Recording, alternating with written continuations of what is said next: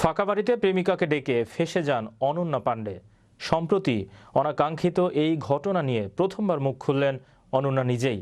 কিন্তু কে তার প্রেমিক, আর কি কারণে নিজের বাড়িতে নিজেই ফাঁসল এই অভিনেত্রী? বিস্তারিত থাকছে ডেস্ক রিপোর্টে। বলিউড অভিনেত্রী অনন্যা পাণ্ডে কাজে কিংবা ব্যক্তি জীবন নিয়ে একাধিকবার সংবাদের শিরোনাম হয়েছেন। তবে এবার অভিনেত্রীর নামে শোনা গেল বিভিন্ন ঘটনা। তার আরেকটি পরিচয়, তিনি জনপ্রিয় অভিনেতা চাঙ্কি পাণ্ডের মেয়ে। ছোটবেলা থেকে ভীতু প্রকৃতির মেয়ে তিনি। বলা যায় বাবা মাকে একটু বেশি ভয় পেতেন অনন্যা। তবে একবার বাবা মায়ের অনুপস্থিতিতে ফাঁকা বাড়িতে নিজের প্রেমিককে ডেকে ফেঁসে যান এই অভিনেত্রী।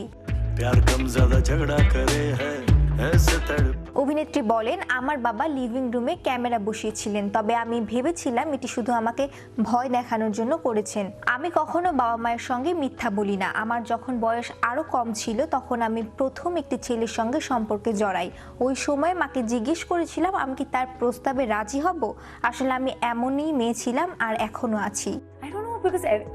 Thank you firstly for your kind words, but ফাঁকা বাড়িতে নিজের প্রেমিককে ডাকার বিষয়টি টের পেয়ে যান বাবা চাঙ্কি। নিজের জীবনের ঘটে যাওয়া এই অনাকাঙ্ক্ষিত ঘটনা নিয়ে প্রথমবার মুখ খুলেন অনন্যা নিজেই। the camera will follow you. You do whatever instinctually feels right as the Ananya আরো বলেন, আমি সেদিন কিছুটা ঝুঁকির মধ্যে ছিলাম, কিন্তু নিজেকে সাহসী মনে হচ্ছিল।